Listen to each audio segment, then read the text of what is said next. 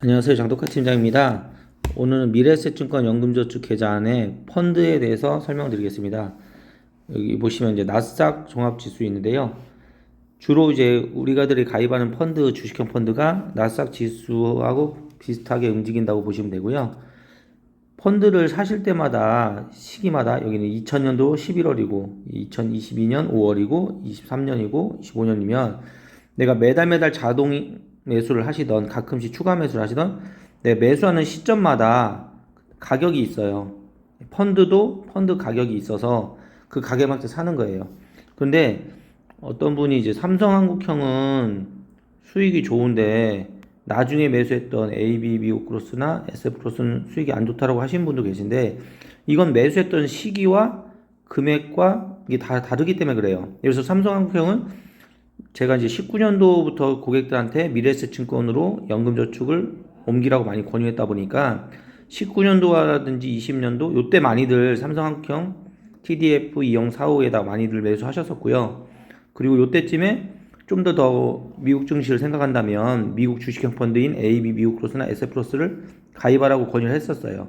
그래서 저 얘기 듣고 빨리빨리 옮기신 분들은 오히려 삼성한국형보다는 AB나 SF크로스가 수익이 더 높을 거고요. 근데 뒤늦게 이 펀드를 뒤늦게 만드신 분들 같은 경우나 아니면 최근에 이제 고점에서 예를 들어서 뭐 요때라든지 뭐 이렇게 고점에서 만약에 좀 많이 사셨다 이 펀드를 아니면 교체 매매를 요 높은 시기 때 많이 했다 그러면 매수했으셨던 가격보다는 아무래도 가격이 많이 안 올라와서 뭐 마이너스가 되신 분이 있을 수 있고요. 지금 현재 여기 5월 10일 기준으로 나스닥 지수는 18,000. 그래서 제 밴드에 보면 제 매주 월요일마다 오전에 미래에셋증권 연금저축 펀드에 대해 글 밴드에다 올리고 있는데요. 단톡에도 올리고 있고요.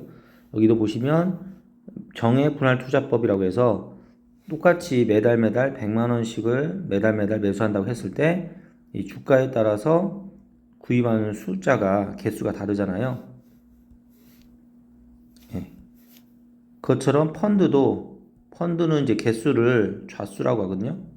펀드도 그때마다 가격이 다른 거예요. 그래서 10,000원일 때 샀냐, 8,000원일 때 샀냐, 5,000원일 때 샀냐 해서 똑같은 금액을 정해진 금액을 동일하게 매수했을 때 주가에 따라서 구입하는 숫자가 다 다릅니다. 그리고 그때 이제 평균 매수 가격, 내가 산 평균 매수 가격이 이렇게 만약에 꾸준하게 이제 사다 보면 평균 단가가 8,700원이고 주가가 만약 10,000원으로 갔을 경우에 평균 매입 단가가 10,000원보다 이하이기 때문에 이렇게 수익이 나는 요게 매월 적립식 장기 투자의 핵심 원리입니다.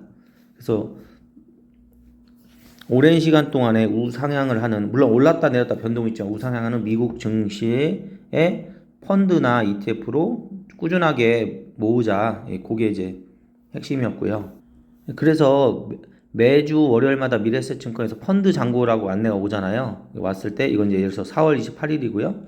그러면 이때 펀드가 SF플러스는 예서 11.67이었고 이건 원금이고 이제 세전 평가 금액이고 수익률이잖아요.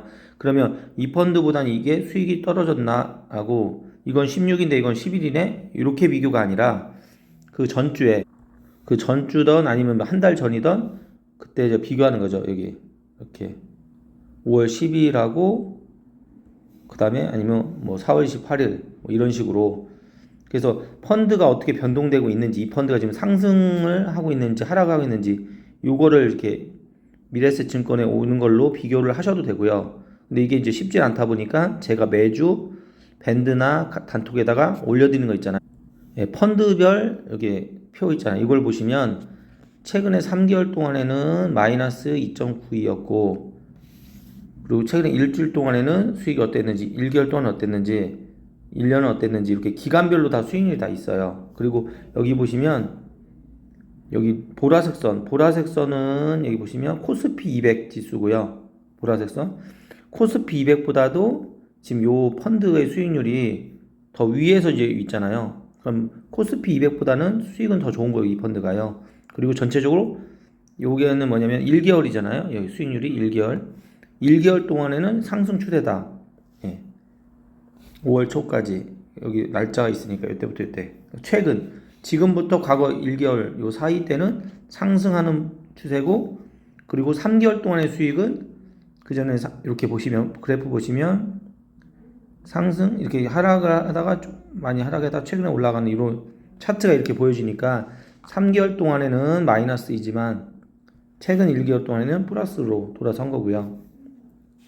왜 이걸 보셔야 되냐면, 본인이 아까 말씀드렸듯이 본인이 매수했던 그 펀드의 가격과 수익은 매수할 때마다 다 금액이 다 다르기 때문에 그 정확한 비교가 안 됩니다.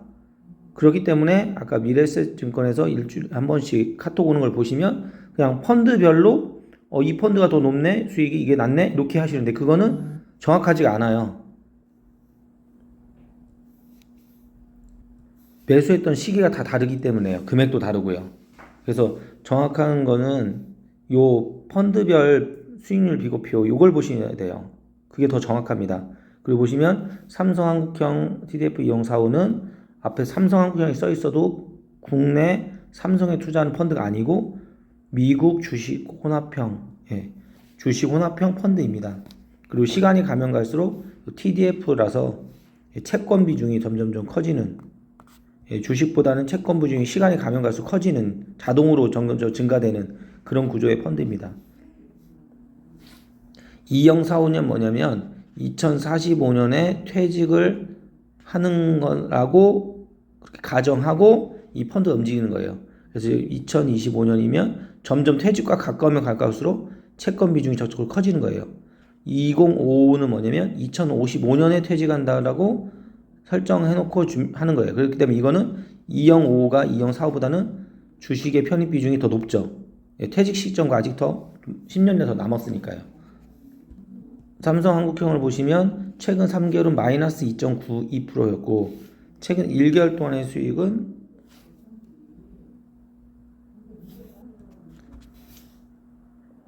1개월 동안의 수익은 9% 정도 되고 3개월 동안의 수익은 마이너스 2%잖아요.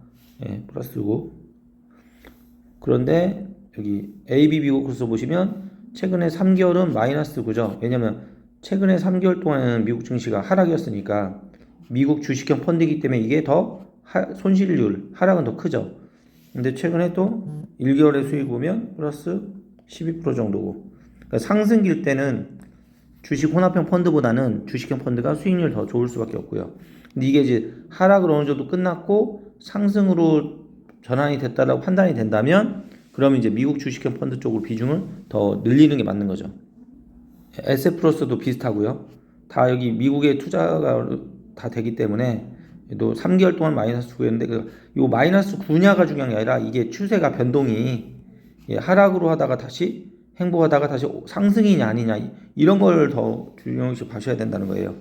최근에 그리고 일주일 동안에 1개월 동안에 3개월 동안에 6개월 동안에 그 펀드의 수익률 변동이 어떻게 되고 있냐, 그래서 상승 방향이냐 아니면 하락으로 방향이냐, 요거를 더 유심히 봐야 됩니다. 피델리티도 비슷합니다. 근데 피델리티가 오히려 최근에는 덜 빠졌네요. 다른 아까 두 개 펀드에 비해서는요. 그리고 채권 펀드 같은 경우는 최근 3개월에는 1% 수익이고 최근 1년은 한 4.7 정도 돼요. 그래서 뭐 예금만 생각하시는 분이라면 여기 놔둬도 되지만 요거는 증시가 혹시라도 장기적으로 한 2-3 최소한 2-3개 이상 장기 하락을 한다 그럴 때는 주식형 펀드에 있는 돈을 요 채권으로 옮기기 위해서, 그래서 이제 흥국 옛날에는 흥국 멀티플레이어였는데 이름이 바뀌어서 흥국 멀티 크레딧으로 펀드 이름이 바뀌었고요. 요거는 비상시를 대비해서 만들어 놓은 거고요. 어제 그 미국 증시가 급등하면서 뭐 미중 무역 협의가 어느 정도 원만하게 되니까 이제 급등했는데요. 그래서 이제 121선 일봉으로 했을 때 보라색 121선을 돌파해서 이렇게 영망치형 이런 형태 상승으로 마감을 했습니다.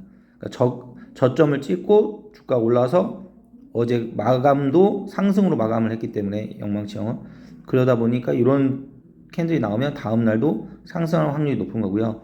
어쨌든 121선을 돌파했기 때문에 조정도 있을 수 있고요. 근데 이제 전체적으로는 방은 상승으로 좀 더 약간은 더 확실하게 이제 상승 방향이다라고 생각할 수 있는 거고요. 그래서 이제 주봉을 보시면 이렇게 지금 지수가 18,000을 올라섰고요. 나스닥 지수로. 그래서 전 고점이 2만이었거든요. 나스닥 지수가. 그래서 지금 18,800에서 2만 요 사이를 좀 상승할 가능성이 클 거고, 그리고 올라가더라도 여기 2만 여기 근처에서는 또 조정을 받을 수 있다. 예, 그리고 최근에 이제 급등하다 보니 이렇게 조정이 며칠 뭐 이번 주나 다음 주에 조정이 올 수도 있을 수도 있다. 하지만 방향 자체는 상승 방향은 맞다. 이렇게 판단이 되는 거죠. 그리고 참고로 한 달에 한 번 매달 첫 영업일, 그러니까 평일일 경우에 첫 번째 평일에 가끔씩 개인연금 계좌 수익률 안내라고 오는 게 있어요. 이건 뭐냐면 내가 처음 가입할 때부터 연금저축펀드를 지금까지 현재까지를 토탈해가지고 누적해가지고 나오는 거예요. 그래서 가장 정확한 수익률은 요겁니다. 보시는 개인연금 계좌 수익률 안내. 요걸 보시면 더 정확해요. 그래서 내가 보험사에 있었다가 미래에셋으로 증권으로 이전을 했을 거 아니에요. 그리고 그다음에 현재도 유지를 하고 있고요. 그럼 이건 뭐냐면 타사에서 이전한 연금저축의 경우는 타사 납입 원금까지 다 포함해가지고 최초 보험사에 있을 때부터 현재까지 이걸 토탈 계산한 누적된 납입 원금과 수익률, 수익금을 다 표시하기 때문에 어떻게 보면 이게 가장 정확한 나의 펀드 수익률이라고 보시면 돼요. 그러니까 펀드 수익이 아니라 연금저축의 수익률. 더 정확하게 연금저축 계좌의 수익률. 왜냐면 보험회사에 처음 가입할 때부터 현재까지를 다 계산해서 나오는 거니까요. 이게 가장 정확한 나의 연금저축 계좌의 수익률로 보시면 됩니다. 중간중간에 펀드를 매도하고 사고 하면서 수익률이 계속 변동되고요.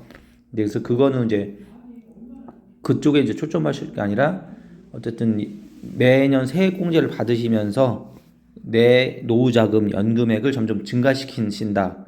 점점 돈을 모으신다라는 그런 관점으로 하시되 가끔씩 가격이 미국 증시 좀 하락했다가 상승하려고 할 때는 추가 매수. 제가 말씀드렸지만 추가 매수가 실제 추가 매수가 아니라 선납의 개념이라고 했잖아요.